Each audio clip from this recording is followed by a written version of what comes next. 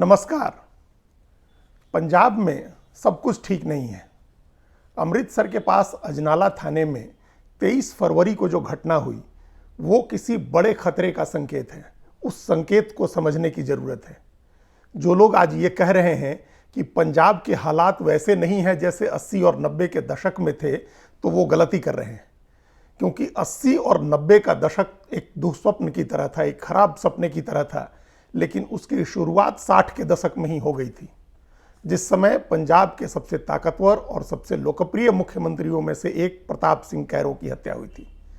वो 1965 का साल था और तब भी पंजाब में किसी न किसी चीज़ को लेकर के, चाहे वो भाषा को लेकर के हो, धर्म को लेकर के हो, किसी न किसी तरह की खदबदाहट थी, लोगों में बेचैनी थी। और वही कारण था कि पंजाब में प्रताप सिंह कैरो की हत्या हुई और उसके एक साल के बाद ही भाषा के आधार पर विभाजन हुआ और तब थोड़े समय तक पंजाब में शांति रही थी। लेकिन वापस 1970 के दशक में फिर उबलने लगा था पंजाब, और वो उसकी ऐतिहासिक स्थितियों के कारण था और कुछ राजनीतिक गलतियों के कारण था। इसलिए जिन लोगों ने 80 के दशक का पंजाब देखा है और 90 के दशक का पंजाब देखा है, उनको लग रहा है कि उस तरह के हालात नहीं है, तो वो गलती कर रहे हैं। अभी के हालात की तुलना आप 1960-1970 के दशक से करने की ज़रूरत है। जिस तरह से उस समय की स्थितियां थी वैसी स्थितियां बन रही हैं। पुलिस बेबस है, लाचार है, राजनीतिक नेतृत्व कुछ नहीं करता दिख रहा है, शक्तिहीन श्रीहीन दिख रहा है, जिसका कोई इकबाल नहीं है। गुरु ग्रंथ साहब की बेअदबी की घटनाएं इतनी बढ़ गई हैं, आए दिन किसी न किसी जगह पर इस तरह की घटना हो रही है और ये घटनाएं अनायास नहीं हो रही हैं, उनको कायदे से हैंडल नहीं किया जा रहा है। उसका राजनीतिक और सामाजिक जो असर हो रहा है उस असर को नहीं समझा जा रहा है। पंजाब के जो अंदरूनी हालात हैं उनको भी ठीक तरीके से नहीं समझा जा रहा है। अजनाला में अमृतपाल अपने समर्थकों के साथ, हजारों समर्थकों के साथ हथियार से लैस लोगों को लेकर के उसने थाना घेरा और अपने करीबी सहयोगी लवप्रीत सिंह तूफान को छुड़ाने के लिए आंदोलन किया और मजबूरी में 24 घंटे के अंदर पुलिस को लवप्रीत सिंह तूफान को छोड़ना पड़ा। वो एक घटना है, लेकिन इस तरह की छोटी छोटी कितनी घटनाएं हो रही हैं, बेअदबी की कितनी घटनाएं हो रही हैं, उस पर किस तरह की हिंसक प्रतिक्रिया हो रही है, दूसरे सामाजिक आर्थिक हालात कैसे हैं, अगर उन सब चीज़ों को मिला करके देखें तो एक बड़े खतरे का संकेत मिलता है। पंजाब के जो हालात हैं उसको समझने के लिए पंजाब की कई छोटी छोटी चीज़ों को समझना होगा, या कुछ ऐसी चीज़ों को समझना होगा जिनको अभी सीधे तौर पर किसी चरमपंथी आंदोलन से नहीं जोड़ा जा सकता है।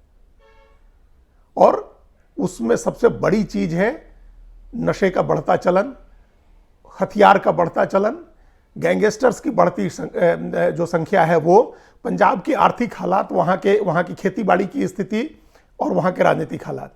ये 5 चीज़ें हैं जिनकी रोशनी में पूरे पंजाब को देखने की ज़रूरत है। और तब सोचिए कि किस तरह के हालात हैं और ऐसे समय में किसी अमृतपाल का या किसी भी कट्टरपंथी संगठन का उभार कितनी बड़ी मुसीबत ला सकता है पंजाब के लिए। और ये भी याद रखें कि जर्नैल सिंह भिंडरावाले ने कभी भी अपने मुंह से खालिस्तान की बात नहीं कही थी। उन्होंने कभी नहीं कहा था कि खालिस्तान चाहिए है या अलग देश चाहिए है, जबकि अमृतपाल आज खुल करके खालिस्तान और भिंडरावाले की बात करता है। उसने खुल करके खालिस्तान की मांग की है। महाराजा रंजीत सिंह के राज से तुलना करते हुए उसने खालिस्तान की बात कही है। एक तरफ वो एकदम सटल होना चाह रहा है, पॉलिटिकल अपने को एक राजनीतिक व्यक्ति बता रहा है, और दूसरी तरफ धर्म के आधार पर वो एक अपनी जड़ें मजबूत करने की कोशिश भी कर रहा है। और उसको खाद पानी मिल रहे हैं पंजाब के हालात से।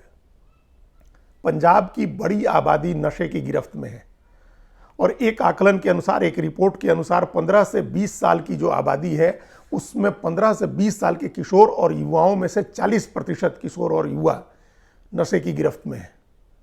48% के करीब किसान नशे की जकड़न में बताए जाते हैं। और हथियारों का ऐसा चलन वहां चला हुआ है कि हर दूसरा व्यक्ति किसी न किसी तरह का हथियार लेकर के घूम रहा है, हथियार की बात कर रहा है। वहाँ के गानों में हथियार है, वहाँ के फिल्मों में हथियार है, सामाजिक विमर्श में हथियार है। AK-47 है, राइफल है, पिस्तौल है, बुलेट है। तो ये जो नौजवानों को का जो दिशा भ्रम है, उनकी जो दिशा बदली है नशे और हथियार की वजह से, ये सबसे पहली चुनौती है, सबसे बड़ी चुनौती है पंजाब के हालात को लेकर के। इसके बाद गैंगवॉर है। अभी कुछ दिन पहले ही वहाँ के सबसे लोकप्रिय जाने माने गायक सिद्धू मूसेवाला की हत्या हुई थी, और वो गैंगवार का नतीजा था। और ये एक अजीब सी चीज़ है कि पंजाब का गैंगवार सिर्फ पंजाब की धरती पर नहीं होता है। पंजाब का गैंगवार कनाडा से संचालित होता है, ब्रिटेन से संचालित होता है, ऑस्ट्रेलिया से संचालित होता है, और कई बार पाकिस्तान से संचालित होता है। तो ये वो गैंगवार भी बाहर से संचालित हो रही थी, उसके तार भी, उसका ट्रिगर भी बाहर से खींचा गया था। और उसके बाद मूसेवाला की हत्या में शामिल 2 लोग जेल में हुई गैंगवार में मारे गए हैं। अभी ये 2 दिन 3 दिन पहले की घटना है। तो इस तरह से एक रिपोर्ट के हिसाब से, जिसका जिक्र पंजाब पुलिस के बड़े अधिकारी और पंजाब में सीआरपीएफ के आईजी रह चुके, बीएसएफ के आईजी रह चुके प्रकाश सिंह ने अपने एक लेख में जिसका जिक्र किया है, उन्होंने लिखा है कि पंजाब में कम से कम 70 गैंग अभी ऐसे हैं जिनके पास 500 से ज़्यादा सदस्य हैं। हर गैंग ऐसा गैंग 70 ऐसे गैंग हैं जिनमें हर गैंग के पास सदस्यों की संख्या 500 से ज़्यादा है। और वो एक दूसरे से कहीं किसी एक दूसरे गैंग का आपस में साझा है, तो कहीं एक दूसरे से गैंग का टकराव है, और उस गैंगवार का खामियाजा आम लोगों को भी भुगतना पड़ता है। तो नशा और हथियार, उसके बाद गैंगवार। तीसरी स्थिति है पंजाब की खराब आर्थिक स्थिति। पंजाब के हालात बहुत अच्छे नहीं हैं। वो हरित क्रांति की जमीन रही है पंजाब, हरित क्रांति वहीं से हुई और पूरे देश को अनाज उपलब्ध कराया पंजाब ने। लेकिन उस पंजाब की स्थिति अब ऐसी हो गई है कि ग्राउंड वाटर टेबल लगातार नीचे जा रहा है, पैदावार कम हो रही है, पैदावार की उचित कीमत नहीं मिल रही है, और आमतौर पर महाराष्ट्र आंध्र प्रदेश के किसानों की आत्महत्या की बातें उठती रहती हैं। लेकिन पंजाब में कई गांव ऐसे हैं जहां, जिनको विधवाओं का गांव कहा जा रहा है, जहां किसानों की आत्महत्याओं में बेतहाशा बढ़ोतरी हुई है। तो ये जो कृषि आधारित उसकी इकोनॉमी है वो पूरी तरह से प्रभावित है। और ये अनायास नहीं है कि जब केंद्र सरकार के 3 कृषि कानूनों को लेकर के उसका विरोध हुआ, 1 साल आंदोलन चला, तो पंजाब के किसानों ने उसमें सबसे महत्वपूर्ण भूमिका निभाई थी। वो कोई राजनीतिक आंदोलन नहीं कर रहे थे, वो अपने अस्तित्व की लड़ाई लड़ रहे थे। और इसके बाद अंत में आती है राजनीतिक स्थिति।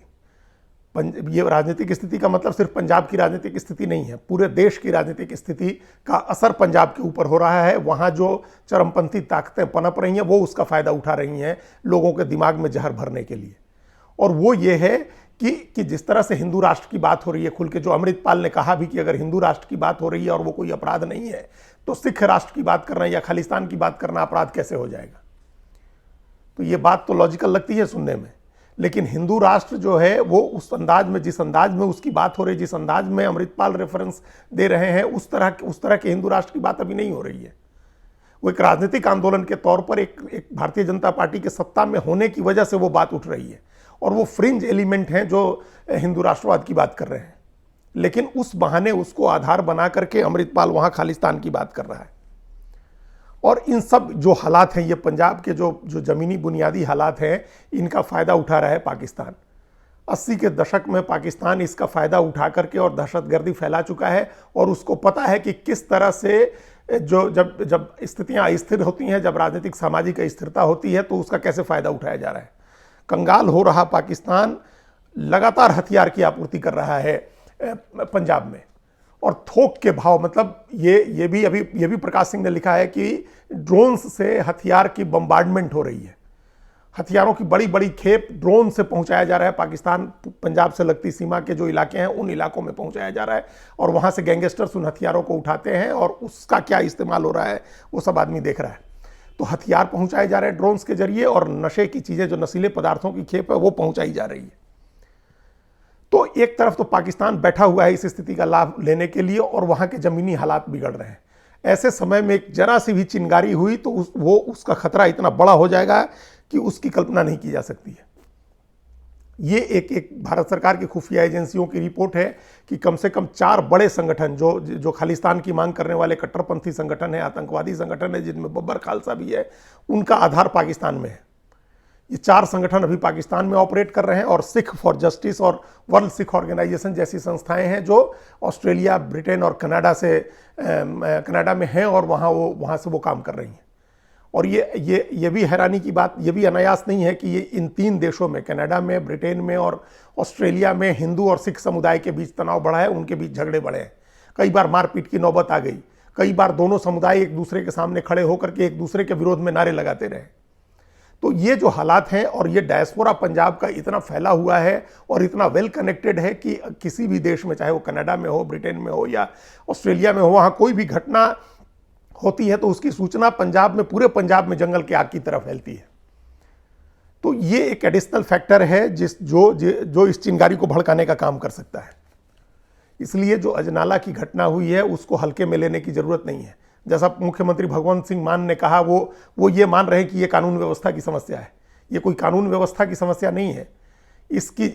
यह एक बड़े भारी और बड़े गहरे उसका खतरे का संकेत है जिसकी जड़ें बहुत गहरी हैं। ऐसे खतरे का संकेत है जिसकी जड़ें बहुत गहरी हैं।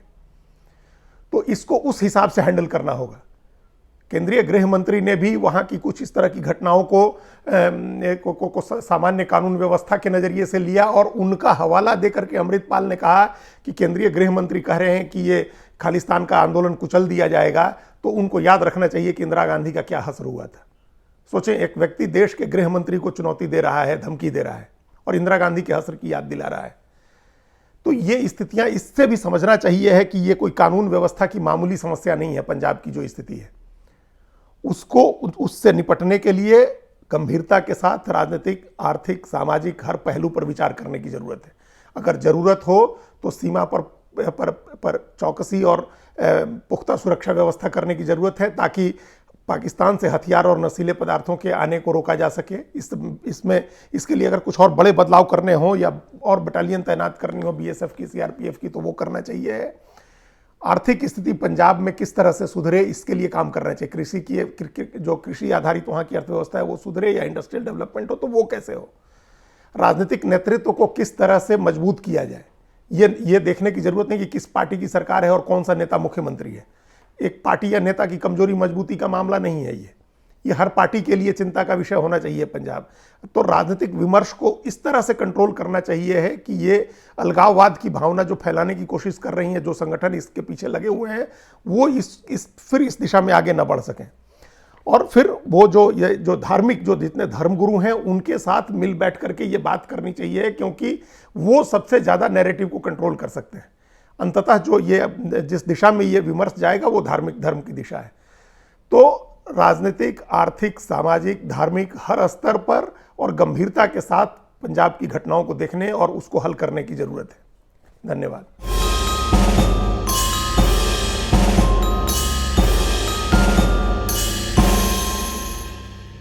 कृपया हमारे चैनल के साथ जुड़िए, लाइक कीजिए, सब्सक्राइब कीजिए, बेल आइकॉन जरूर दबाइए।